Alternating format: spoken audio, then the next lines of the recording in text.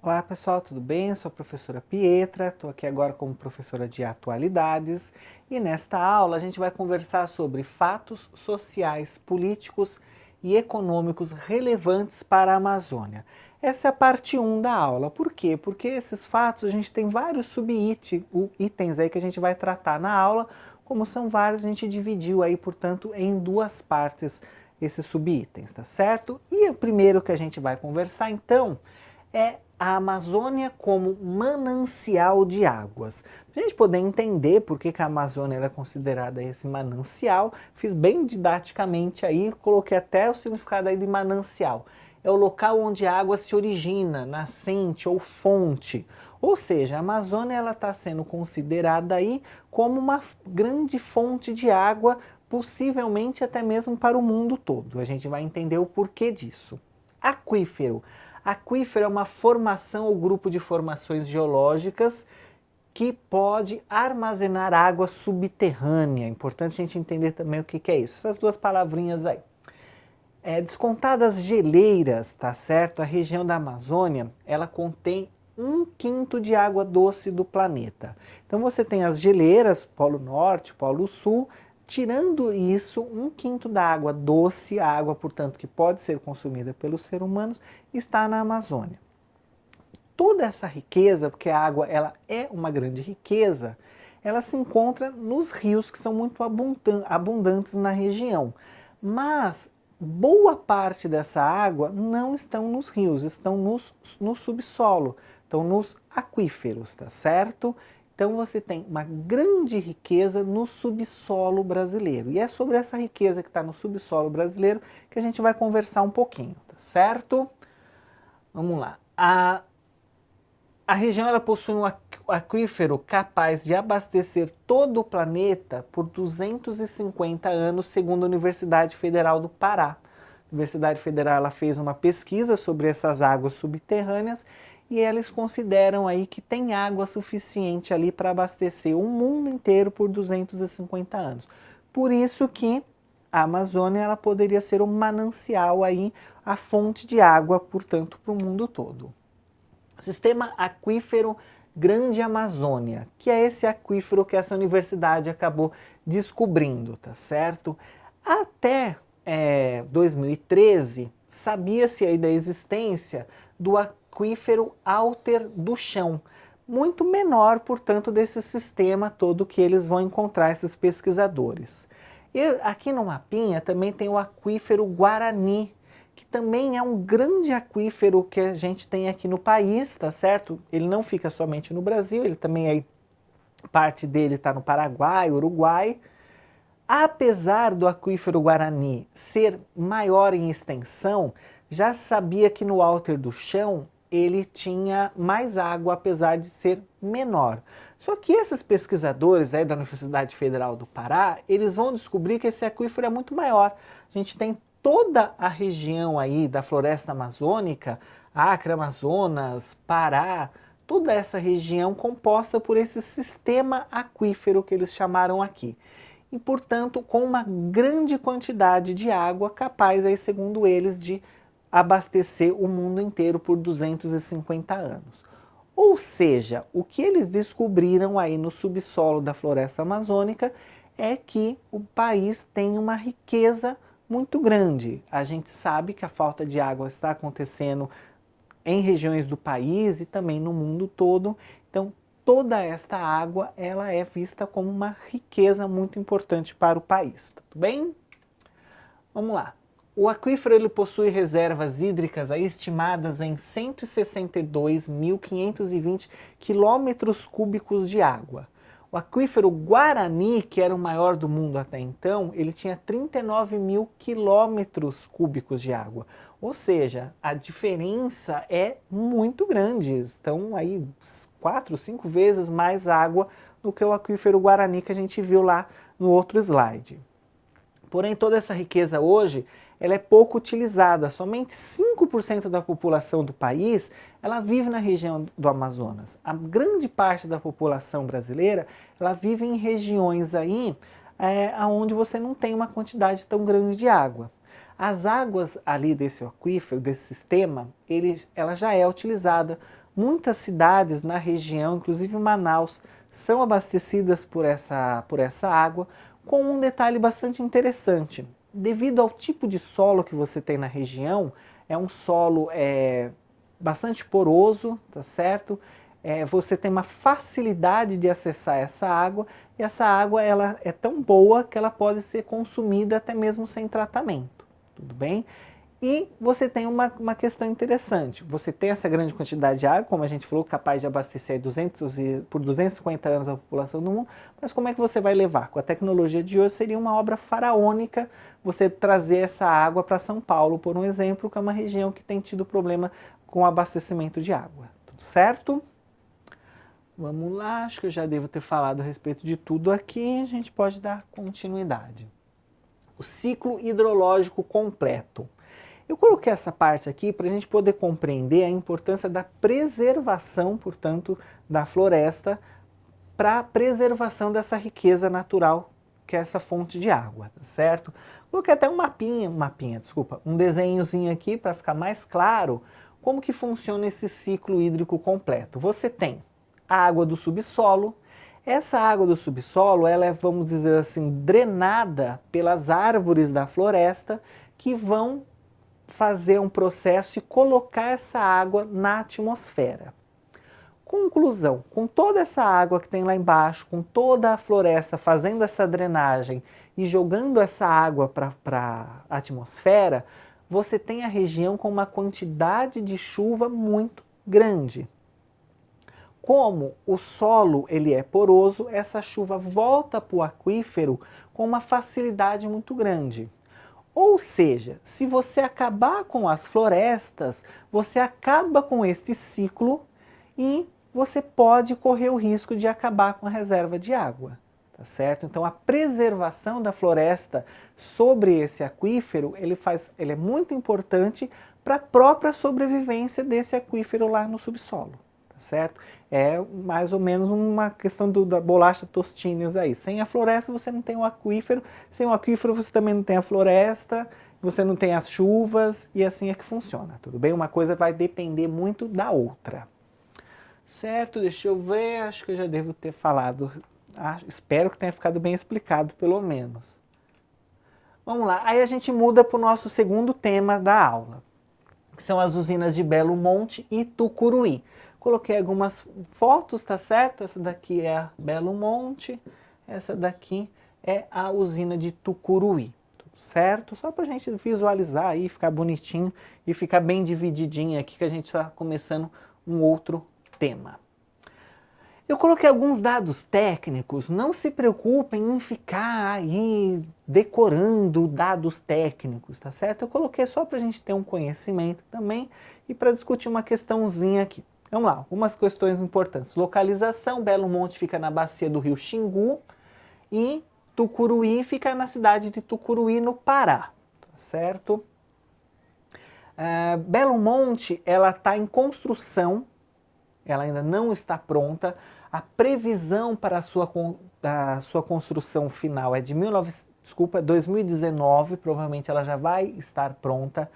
Quando ela estiver pronta, a sua capacidade será de 11.233,1 megavolts instalados, com uma média aí de 4.500 megavolts. Já a Tucuruí, ela já está pronta, tá certo? Ela foi concluída aí no ano de 1984. Ela é considerada a maior usina hidrelétrica totalmente brasileira, tá certo? Porém, quando Belo Monte estiver pronta, Belo Monte vai ultrapassar ela. Por quê? Porque a capacidade de geração de Tucuruí é de 8.340 megawatts, bem menor do que os 11.000 de Belo Monte, tá certo? Dos dados aqui, não precisa ficar se preocupando muito em decorar essas questões de megawatts, mas é interessante a gente entender que uma Tucuruí, ela já está pronta e ela hoje é a maior do país, tá certo?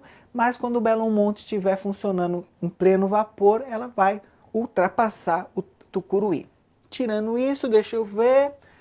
Tucuruí é a principal usina integrante do sistema norte do sistema norte de abastecimento. Ela fornece, portanto, energia, grande parte da energia para toda a região norte do país. E em casos de necessidade, ela também, pelo sistema interligado nacional, ela é capaz aí também de abastecer outras regiões do país também, tá certo? Eu acho que dos dados técnicos, isso que seria mais importante de fato a gente estar conversando, tá certo? Vamos lá, e vamos falar um pouquinho do histórico aí da usina de Belo Monte. A usina, ela inicialmente aí começa-se a pensar na usina em 1975. Naquele momento ela é chamada de Cararaó, tá certo? É um nome indígena. Em 1989 ela é uma usina que demora de fato, fica muito tempo aí em estudo. Em 1989, durante um encontro sobre o projeto, a Índia Tuirá, eu acho essa foto legal pra caramba, ela esfrega um facão aí no rosto do então engenheiro da Eletronorte, Antônio Muniz Lopes, tá certo?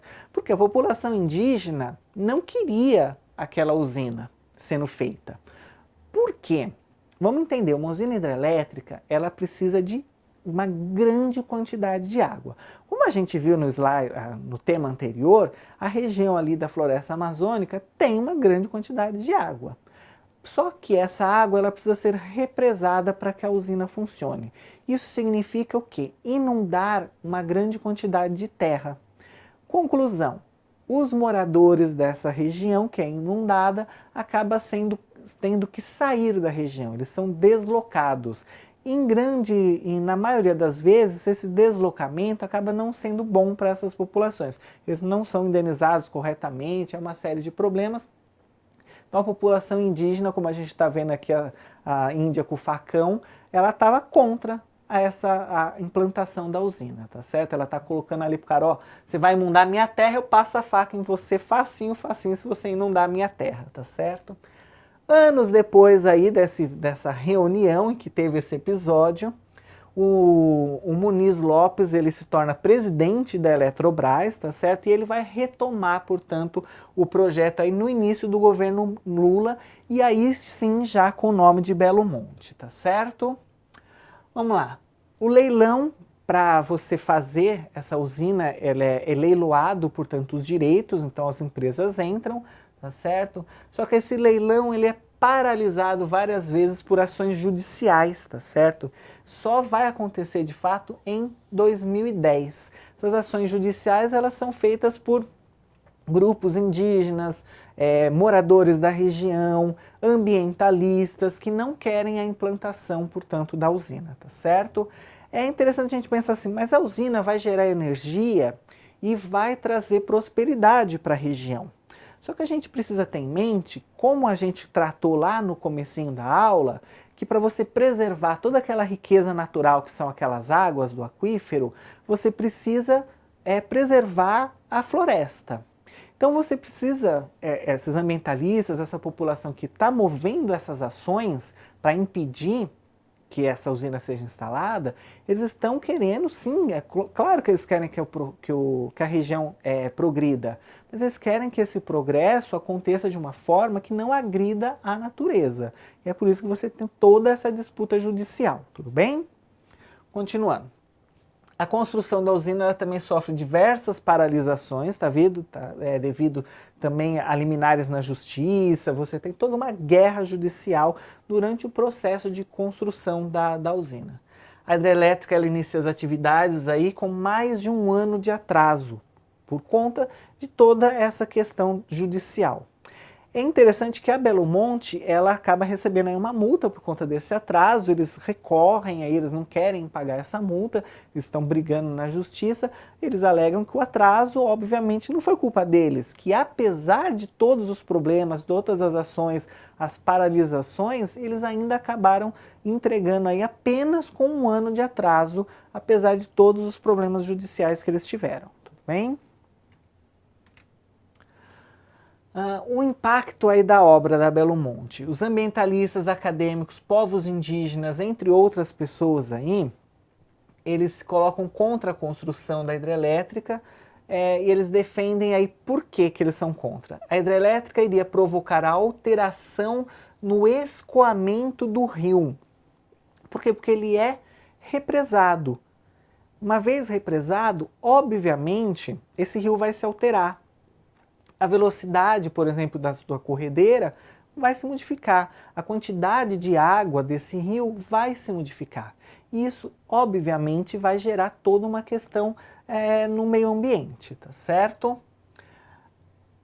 Por conta disso, vai afetar a flora, a fauna, até mesmo o ciclo da chuva, provocar impactos socioeconômicos também. Por quê? Porque essa população vive desta natureza, em grande parte. Então isso vai provocar também problema nessa população que vive na região. A inundação dos iguarapés de Altamira e Ambé, que cortam a cidade de Altamira, impediria transporte fluvial até o rio Bacajá, impedindo comunidades ribeirinhas de chegarem até Altamira. Altamira é uma cidade importante da região e as pessoas que vivem nas regiões mais afastadas dessa cidade, elas chegam até a cidade através dos rios. Com a inundação, esses rios vão acabar, vai ficar tudo debaixo d'água e essas populações vão ficar isoladas, impedidas de chegar na principal cidade da região, na cidade grande, vamos assim dizer, mais próxima das suas casas. Isso seria um outro grande problema que aconteceria também, que está acontecendo, porque Belo Monte está em construção, né? Segundo alguns especialistas também, em épocas de seca a geração de energia seria muito reduzida. Ou seja, o que eles estão dizendo é que Belo Monte não faria, em alguns momentos do ano, não geraria tanta energia assim e que, portanto, poderia ser feita aí essa geração de energia de alguma outra forma. E Belo Monte está sendo investigada pela Lava Jato também. Obviamente, acho que se a Lava Jato correr atrás, aí qualquer obra no Brasil vai ter algum tipo de problema, tá certo? Mas a Belo Monte, ela acaba sendo citada na delação premiada do senador Delcídio do Amaral, certo? Ele vai dizer aí que houve o pagamento de propina de 30 milhões, tá certo? Para a campanha aí, portanto, da eleição, tanto do PT como do PMDB, tá certo? Então você tem aí toda essa questão também de propina, negociata, envolvendo aí essa construção, tá certo? A Norte Energia, ela nega, claro, as acusações, eles não vão falar que fizeram, tá certo? E a Eletrobras, que é uma outra empresa também que gerencia a usina, tá certo? Ela iniciou uma investigação, tá certo? Para tentar descobrir ali internamente se houve ou não houve o pagamento dessa propina, tudo bem? Ela não negou, mas também disse, olha, se aconteceu a gente não está sabendo, vamos investigar para descobrir, certo? Tucuruí, histórico aí. Os primeiros estudos a respeito dela vão acontecer por volta aí de 1957, tá certo? Essa usina, a ideia era fazer um aproveitamento do rio Tocantins, tá certo? Construir ali uma usina para aproveitar essa água do rio Tocantins. Com o início, portanto, da ditadura militar, em 1964, foi implantado no sul do Pará o Grande Carajás, que era um projeto aí visando o desenvolvimento, portanto, da região amazônica, tá certo? Através da atividade de mineração, metalurgia e agropecuária. Para que esse projeto entrasse realmente em vigor, que de fato eles conseguissem implantar ali metalurgia, mineração, agropecuária, eles precisavam sim aumentar a produção de energia elétrica, tá certo? Então o projeto ali que estava em estudos, ele vai começar a ser implantado, certo? Construção então fundamental, tudo bem. Para abrigar os operários, isso é bastante interessante, eles vão construir umas vilas operárias, tá certo?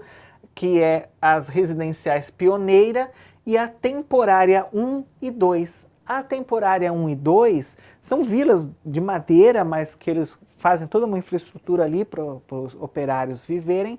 Ela acaba sendo desmontada quando Tucuruí, a cidade próxima, começa a se desenvolver.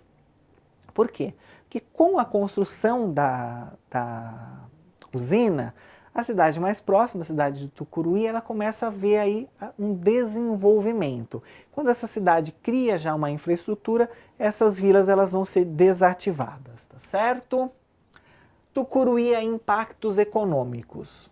O município de Tucuruí tem sua história dividida, portanto, pela construção da usina, o antes e o depois. Obviamente, como eu já falei, com a implantação da usina, a cidade vai se desenvolver muito, tá certo? O município ele recebe royalties pela produção de energia. Os royalties são assim um direito que a cidade tem de receber pela produção. A implantação da usina, como a gente já vem falando, ela gera uma série de problemas. Então a cidade próxima, o município tem direito de receber um dinheiro, tá certo? Como uma compensação pelos problemas que a usina gerou. Com esse dinheiro desses royalties, a cidade ela vai conseguir criar toda uma infraestrutura e vai se desenvolver bastante, tá certo? Acho que eu já devo ter tratado a respeito de tudo aqui. Impactos da obra. A usina de Tucuruí ela foi construída durante o regime militar, uma época em que você não tinha ainda leis ambientais, pelo menos não leis rígidas, também não havia nenhuma preocupação com o direito das populações que viviam ali naquela região. Então os impactos ambientais de Tucuruí, eles foram muito maiores do que os impactos de Belo Monte, porque Belo Monte ela já tinha uma legislação muito mais rígida.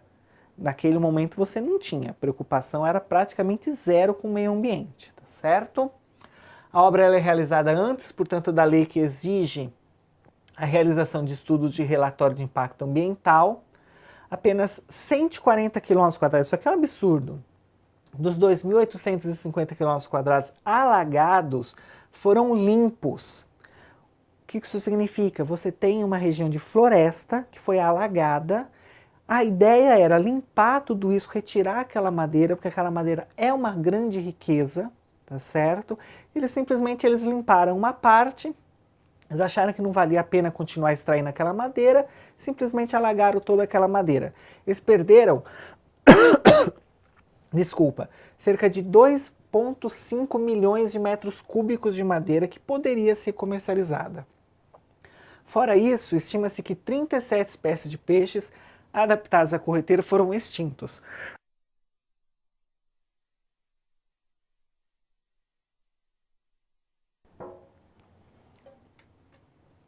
Continuando, ainda falando dos impactos aí da obra, algumas tribos indígenas não receberam nenhum tipo de indenização por terem sido retirados ou pelo impacto da obra.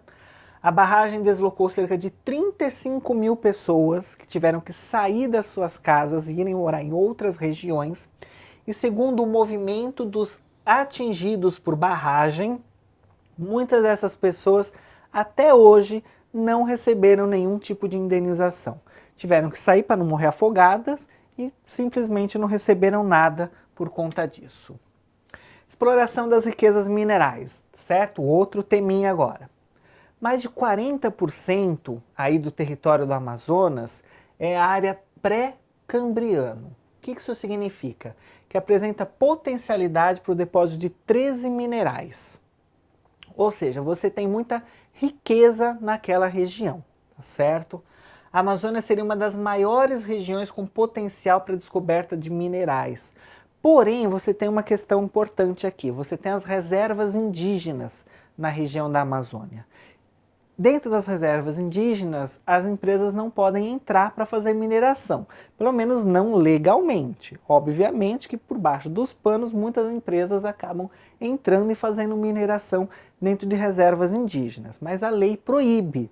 Aí eu coloquei até um exemplo, que é a reserva mineral de nióbio, que é um importante minério, localizada na região denominada de Cabeça de Cachorro, no município de São Gabriel da Cachoeira. Ela é classificada entre as maiores do mundo, porém ela fica dentro de um parque nacional, ela fica dentro de uma reserva indígena e por conta disso toda essa riqueza não pode ser extraída, tá certo? Então você tem toda uma disputa aí pela posse dessa terra. E existe um projeto de lei é o projeto de lei aí de 1610, do ano de 96, certo? Que regulamenta a exploração e o aproveitamento dos recursos minerais. Esse projeto está na seguinte situação. Isso eu peguei no site da Câmara dos Deputados. Ele está aguardando designação de relator da comissão especial destinada a proferir parecer ao projeto de lei de 1996, ou seja, olha o tempo que ele está aguardando, do Senado Federal, que dispõe sobre a exploração de aproveitamento de recursos minerais em terras indígenas. Ou seja, esta lei, ela seria uma lei que regulamentaria essa exploração de minérios dentro das reservas. Os índios, vamos lá, muitas lideranças indígenas são a favor que essa lei faça essa regulamentação, porque eles acreditam que as empresas vão lá, vão tirar esses minérios, eles vão receber os royalties e essas tribos vão prosperar, a exemplo da cidade de Tucuruí, que recebe os royalties por causa da usina hidrelétrica. Muitas lideranças indígenas são contra essa exploração. Por quê? Porque eles já vão combinar que eles já estão escaldados. Eles já viram ali com a construção das usinas, por exemplo, perderam suas terras e não foram indenizados. Então eles não acreditam que se permitirem aí que essas empresas entrem, eles de fato vão ser beneficiados com essa mineração. Certo? Deixa eu ver. E com isso eu finalizo a minha aula. Ficou com alguma dúvida sobre algum dos temas? Volte, assista a nossa aula novamente e a gente vai ter um exercício sobre ela. Fico por aqui, muito obrigada.